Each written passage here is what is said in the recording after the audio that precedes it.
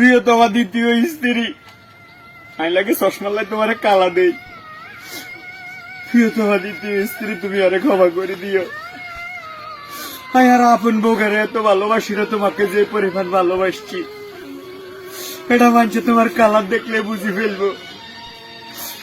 নিজে হার্পিক দি গোসল করিনি, তোমার শ্যাম্পু দি করাচ্ছি। আমি আমার বরে কোনোদিন গোসল করাই না, আপন বউকে কিন্তু তোমার হাতে দিন গোসল করাচ্ছি। এত পরিমাণ ভালোবাসা তোমাকে দিয়েছি আমি, সেটা তুমি কখনোই অস্বীকার করতে পারতা না। তুমি আমার দ্বিতীয় স্ত্রী হইলে কি হইব? পৃথিবীর সর্বোচ্চ ভালোবাসা আমি তোমার দান করছি। কিন্তু কালকে রাত 12টার পরে সরকার যখন তেলের দাম ওয়া ওয়া করে বাড়াই দিছে, তোমার খানা নেওয়ার পক্ষে আর কোনোদিন সম্ভব না। কোনোভাবেই তোমার খাবানোর পক্ষে সম্ভব না। তোমার খাদ্য নালীর দাম বাড়ে গেছে, তাই তুমি আরে ক্ষমা করি দাও। আজকে তো তোমার তালাক দিলাম।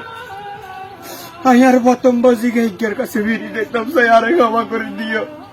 প্রচুর পরিমাণে ভালোবাসা দিয়েছি এবং নিয়েছি, ক্ষমা করে দিয়ে তুমি আরে।